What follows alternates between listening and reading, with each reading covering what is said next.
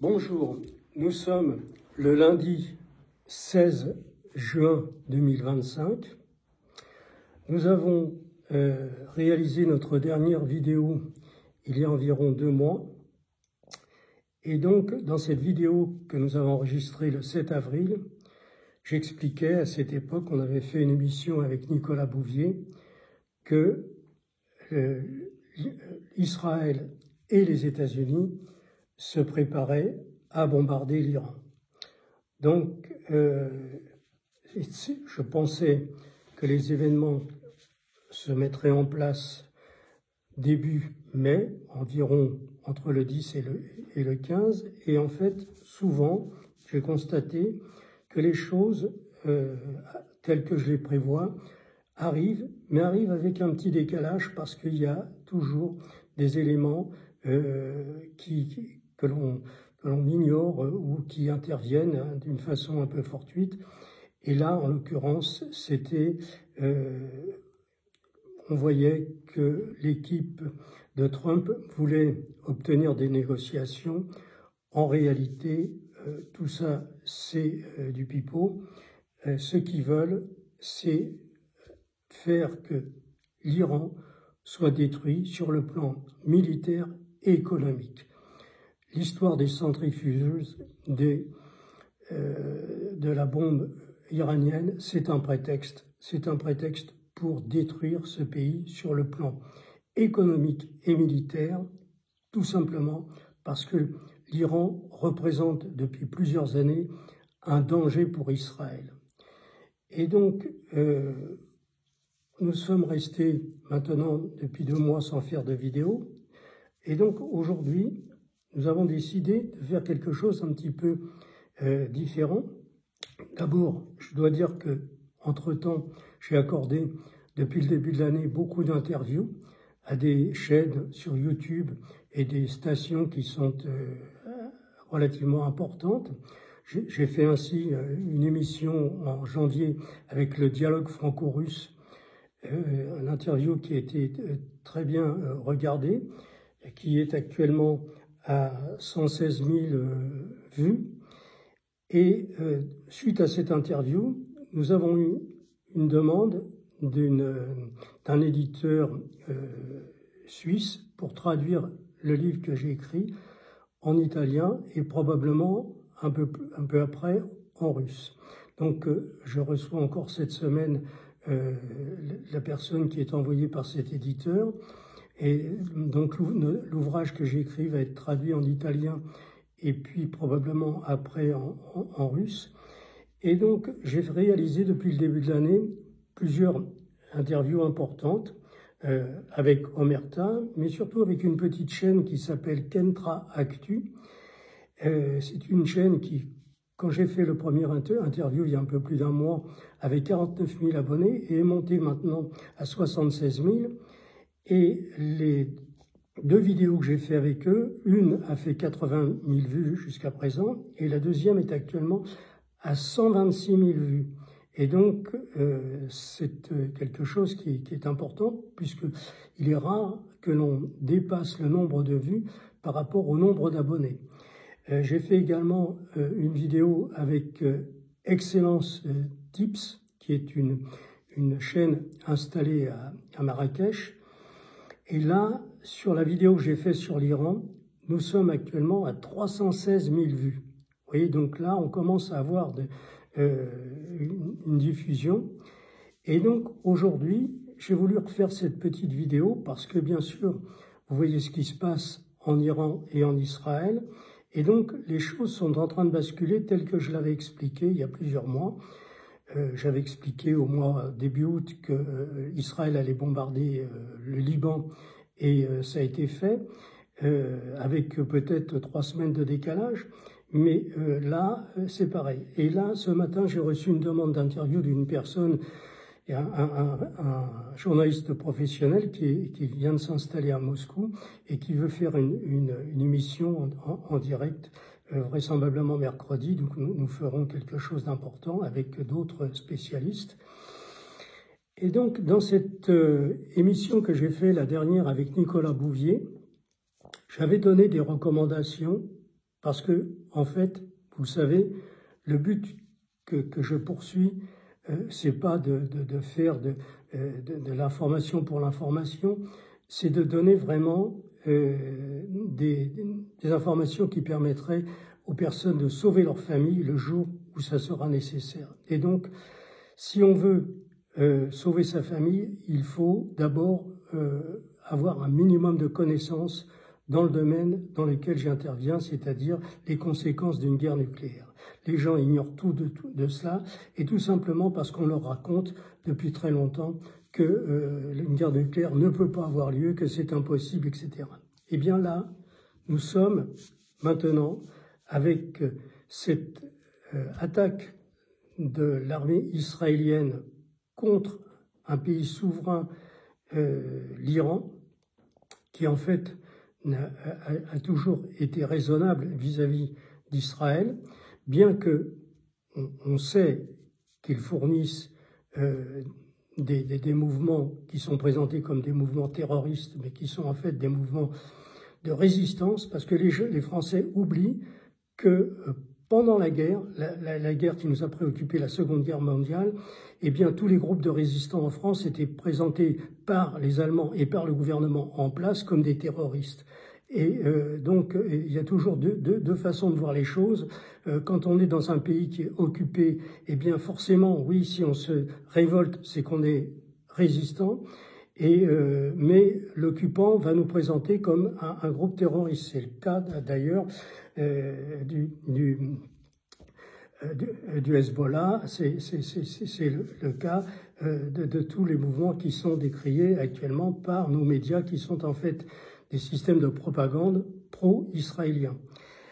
Alors, aujourd'hui, ce que j'ai voulu faire, c'est dire on va essayer une nouvelle formule, puisque jusqu'à présent, je faisais intervenir un caméraman professionnel qui faisait donc un travail remarquable et auquel je vais continuer à faire appel, mais seulement quand nous serons dans une configuration de dialogue avec une autre personne, ce qui sera le cas, par exemple, jeudi, je vais recevoir Nicolas Bouvier, on fera une émission à deux, là je ferai appel à mon caméraman, mais maintenant, on va essayer de faire une formule qui est beaucoup plus souple. On va travailler avec des moyens très limités, un simple ordinateur, et on enregistre l'émission, et ça va me permettre d'intervenir fréquemment. On va essayer de faire une petite vidéo une fois par semaine, le lundi ou le mardi, en fonction de ma charge de travail. Et je voudrais dire aussi, d'ailleurs, à ce sujet, que beaucoup de gens pensent que je suis à la retraite, et donc que j'ai tout mon temps. Ben, ce n'est pas le cas. Je continue à diriger les deux sociétés que j'ai créées, et donc en ce moment, malheureusement, l'économie en France va très mal, dans le domaine de l'industrie, mais également dans le domaine de l'agriculture, et je suis obligé de travailler beaucoup pour essayer de sauver ces deux petites sociétés, pour continuer à donner du travail aux personnes, aux salariés qui travaillent dans ces deux entreprises que j'ai créées. Et donc, je fais les vidéos en plus de mon travail. Donc, actuellement, nous allons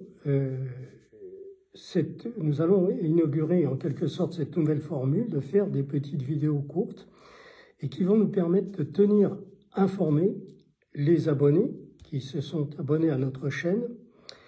Et je voudrais dire d'ailleurs à ce sujet que du fait que nous faisons des vidéos relativement rarement, eh bien nous avons peu d'abonnés, nous avons seulement 18 000 abonnés, et c'est dommage, c'est pas dommage pour moi, mais c'est dommage pour les gens que je voudrais aider, parce que en fait, le jour où les choses vont basculer, ça va être la panique, et je pense avoir la possibilité d'informer les gens une semaine ou deux avant que les choses ne deviennent dramatiques. Et donc ce serait bien que le nombre de nos abonnés augmente. Donc je vous demande à vous tous qui me suivez depuis maintenant plusieurs mois de faire en sorte que votre famille, les frères, les cousins, etc., s'abonnent pour recevoir les informations, parce que c'est pas prétentieux de ma part, mais je pense que jusqu'à présent, j'ai prouvé que j'avais une vision des choses et que j'étais capable de comprendre ce qui allait se passer dans le mois qui vient. Et donc ça, c'est important. C'est pas tout à fait le hasard, parce que, si vous voulez, je me suis dit, comment se fait-il que moi, qui suis pas un journaliste, je ne suis pas un journaliste professionnel, je n'ai pas les sources que ces gens-là ont, comment se fait-il que j'arrive à comprendre et à dire ce qui va se passer dans un mois ou deux, et que les grandes chaînes de télé, tout ça, ne le voient pas? Eh bien, je pense que ça vient probablement de mon expérience professionnelle. Ça fait 50 ans que je crée et que j'invente des procédés de fabrication industrielle qui n'existaient pas. Et donc j'ai cette capacité de concevoir des choses à partir de ce qui n'existe pas. Et donc, bien sûr, après, quand j'ai conçu un procédé, il me faut imaginer les machines qui vont fabriquer ces produits à partir de ce procédé. Je dois donc faire les plans de conception, après les plans d'études, et puis on va construire le matériel. D'ailleurs, je vous invite à regarder une de mes vidéos que j'ai fait qui s'appelle « La construction de machines hors normes », où là, vous pourrez voir ce que je faisais il y a un peu plus de 20 ans, des lignes de production qui mesurent 80 mètres de long, et dont j'ai conçu chaque élément, chaque partie de la machine. Donc, vous pourrez voir cette machine en production. C'est quelque chose de très intéressant, et ça vous permettra de comprendre un peu comment je travaille. Et donc, en fait, eh bien, c'est cette capacité que j'ai à partir, bien sûr, quand j'invente un procédé, je ne l'invente pas à partir de rien, je l'invente à partir de choses qui existent déjà, et qui sont dans des domaines différents, et j'arrive à faire le lien entre telle technologie, telle autre, etc., et puis imaginer, et puis concevoir après, et faire les plans d'études. Et bien là, dans le domaine qui nous intéresse, c'est-à-dire le domaine des relations géopolitiques sur le plan mondial, c'est un peu comme ça, certainement. C'est probablement parce que j'ai cette faculté de prendre des éléments qui existent dans différents domaines, de les analyser et de faire une projection vers l'avenir immédiat ou vers un avenir un peu plus moyen terme. Donc, ma vision des choses, c'est que nous avons un monde actuellement qui est unipolaire, qui est dirigé complètement par le lobby de la finance qui se trouve à la fois à Londres et aux États-Unis, et donc et avec des branches bien sûr en France. On sait bien que le président actuellement en place a été élu par le lobby de la finance, et probablement le successeur, ça sera la même chose, parce qu'ils possèdent tous les moyens de communication et de propagande, donc les télévisions, les radios, les magazines, et donc à partir de là, ils mettent en place à chaque fois quelqu'un dont ils ont fait la promotion par la voie médiatique. Donc, nous sommes dans un cercle où on n'arrive pas à en sortir, mais ce qui va probablement faire que les choses vont basculer, c'est que jusqu'à présent, le monde occidental était entièrement dirigé par le lobby de la finance, et qu'aujourd'hui émerge un monde multipolaire. On peut dire que le chef de file de ce monde multipolaire, c'est la Russie, qui possède une capacité militaire très très impressionnante. Et donc, dans ce monde multipolaire, il y a bien sûr les BRICS, c'est-à-dire la Russie, la Chine, le Brésil, et maintenant l'Iran qui va faire partie de ces BRICS, et l'Iran qui est très impliqué dans la fourniture de drones à la Russie, mais également de missiles. Et donc, les conséquences du conflit qui a été engagé par Israël ne vont pas normalement rester à ce stade d'une guerre entre Israël et l'Iran.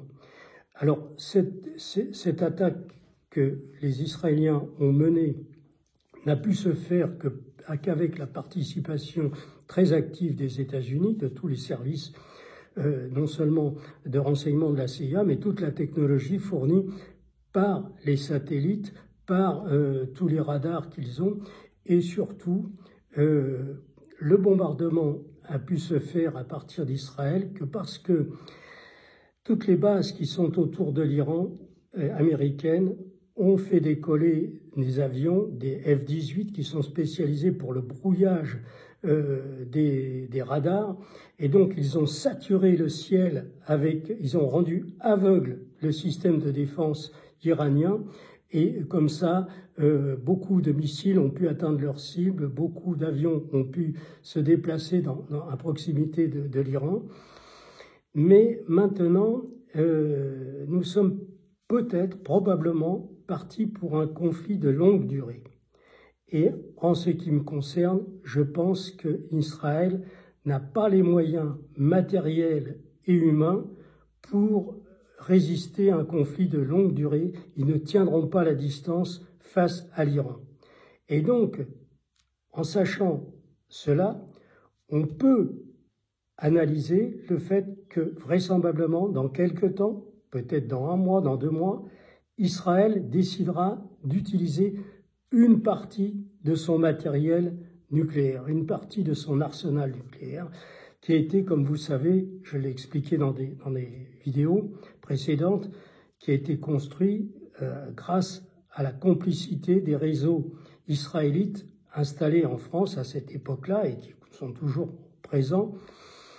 On était donc dans les années 52-56, avec, à l'époque, c'était Guy Mollet et puis Shimon Peres, et ces gens-là donc ont construit la centrale nucléaire de Dimona en Israël, et tout cet arsenal nucléaire que possède Israël d'une façon complètement illégale, complètement à l'inverse de ce qui est, c'est-à-dire que les États-Unis n'auraient jamais accordé l'autorisation à Israël d'avoir l'arme nucléaire.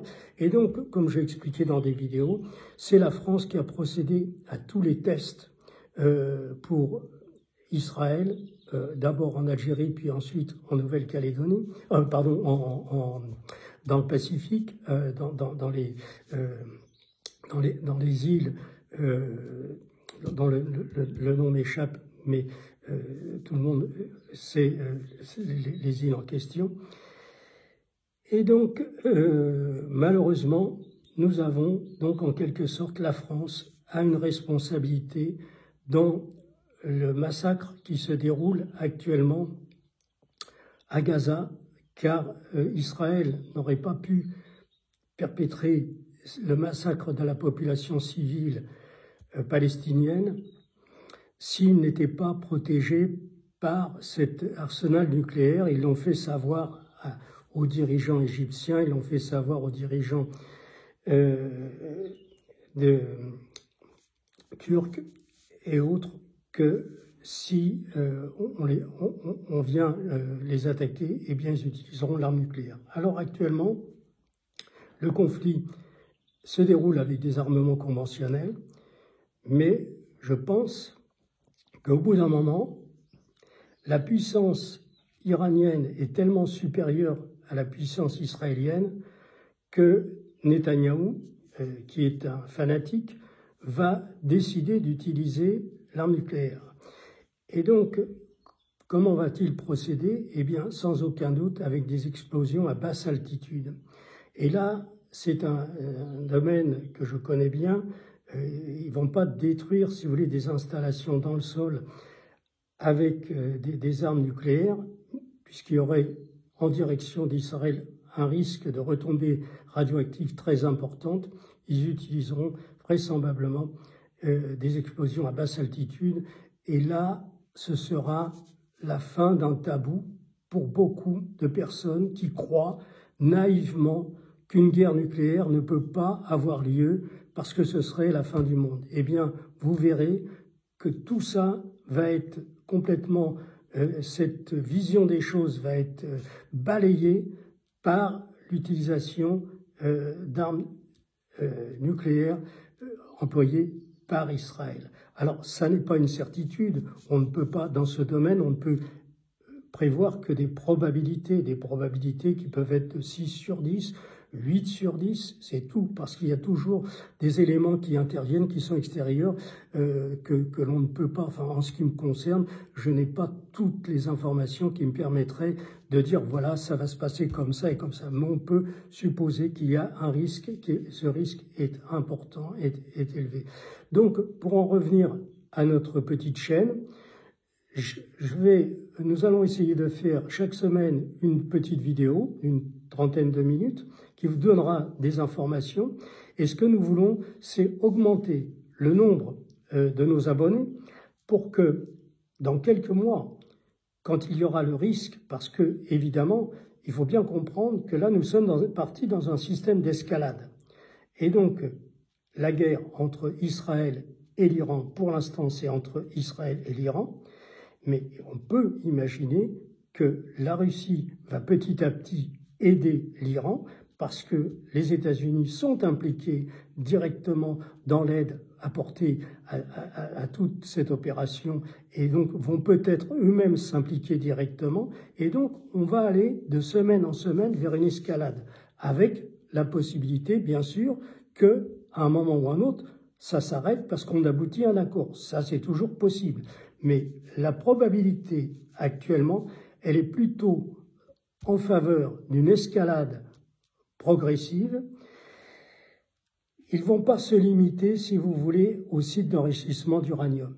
À mon avis, Netanyahou va vouloir détruire économiquement l'Iran. Et donc, c'est là où la Chine va peut-être intervenir parce que et de toute façon, il y aura des conséquences économiques importantes. Si l'Iran voit ses installations pétrolières détruites, il fermera le détroit d'Ormuz et là, les conséquences seront immédiates. C'est 20% de la production mondiale de pétrole qui se trouvera arrêtée, qui ne pourra plus passer par le détroit d'Ormuz, le pétrole qui vient du Koweït, de l'Arabie Saoudite, des Émirats arabes unis, etc. Donc là, tout ça, ça s'arrêtera. Eh bien, c'est ce genre de choses, c'est un domaine que je connais bien, et donc c'est ce genre d'informations que je pourrais communiquer et qui vont donner des indications et qui vont permettre à des personnes, parce que donner des informations pour des informations, à mon avis, c'est pas très intéressant. Ce qu'il faut, c'est donner des informations qui sont utiles et utilisables par les personnes qui nous écoutent. Donc voilà ce que je voulais vous dire aujourd'hui. On va essayer de s'organiser avec nos petits moyens pour tenir informés nos abonnés et surtout je recommande à tous ceux qui n'ont pas fait, qui ne se sont pas procuré le livre « La prochaine guerre sera nucléaire » de le faire parce que dans ce livre, il y a vraiment des informations que vous n'aurez pas au moment où les choses vont basculer. C'est pas l'iPad que vous pourrez emmener, c'est pas votre ordinateur que vous pourrez emmener dans un parking souterrain. Ce sera un livre que vous mettez dans un sac à dos et qui va vous rappeler ce qu'il faut faire. Il y aura deux choses qu'il faudra avoir, c'est le compteur Gégère et le livre. En dehors de ça, vous êtes aveugle, vous ne savez rien. Voilà. Donc, on va se revoir la semaine prochaine. Entre-temps, je vais faire beaucoup d'autres émissions puisque j'ai des demandes d'interview qui arrivent maintenant un peu de partout. Là, ce matin, on m'a téléphoné pour participer à l'émission en direct avec Moscou. Mais donc, on va essayer, dans les semaines qui nous restent, peut-être les mois avant que ces choses basculent, de communiquer des informations utiles pour vous et pour votre famille. Voilà, à très bientôt, à la semaine prochaine.